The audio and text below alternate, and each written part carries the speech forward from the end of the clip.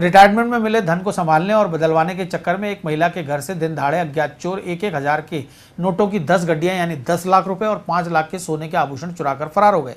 पीड़िता विनयनगर पालबिचला शिव सागर कॉलोनी में रहने वाली शमीम बानो ने बताया कि उनके पति अब्दुल सलाम 31 दिसंबर 2015 को रेलवे से सेवानिवृत्त हुए और उन्हें 10 लाख रुपए मिले थे, जो बैंक में जमा थे। 4 अप्रैल को 10 लाख रुपए बैंक से निकाल कर लाए थे।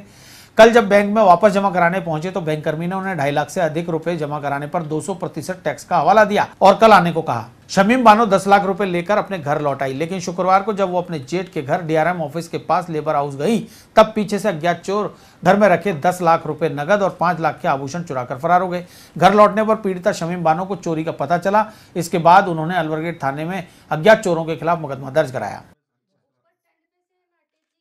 दरवाज़ा खोला हमने।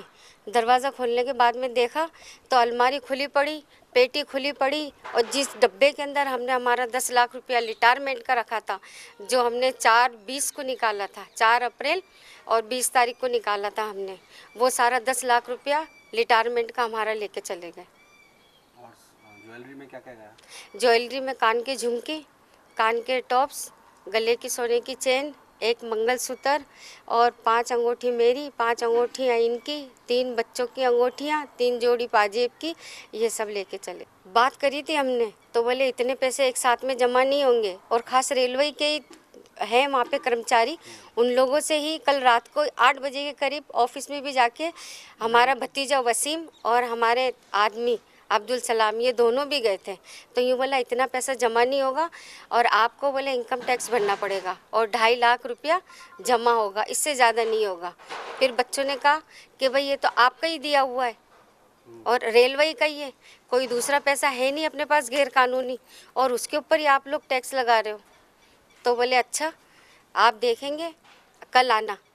तो कल आने की नौबत ही नहीं थी हमको ऑफिस जाने। नोट तो भैया 1500 के गए हुए, करीब 10 लाख रुपया था मेरे चाचा का लटारी का, जो प्रॉपर्टी के लिए इन्होंने निकाला था बैंक में से।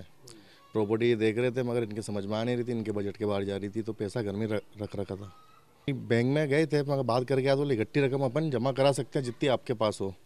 तो हमने बोला इसमें हम इकट्ठी रकम करा देंगे तो इनकम टैक्स में तो नहीं आएंगे, क्योंकि ये इनका लटारी का पैसा है, जो इनको लटारी का पैसा कट के ही मिला पूरा।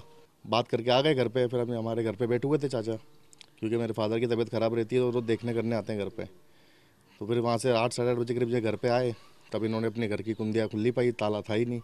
तो आसपास वालों को इन्होंने बुलाया कि भाई आके देखो कि भाई घर में क्या हो गया। जब आसपास वाले आए सब हमने मिलकर दरवाज़ा खोला तो पूरा सामान बिखरा पड़ा था, और पूरा सामान बिखरा पड़ा था, और जहाँ कैश रख रखा था वहाँ कैश भी नहीं था, और इनके जो सोना चांदी था वो भी सब ले चुके गए।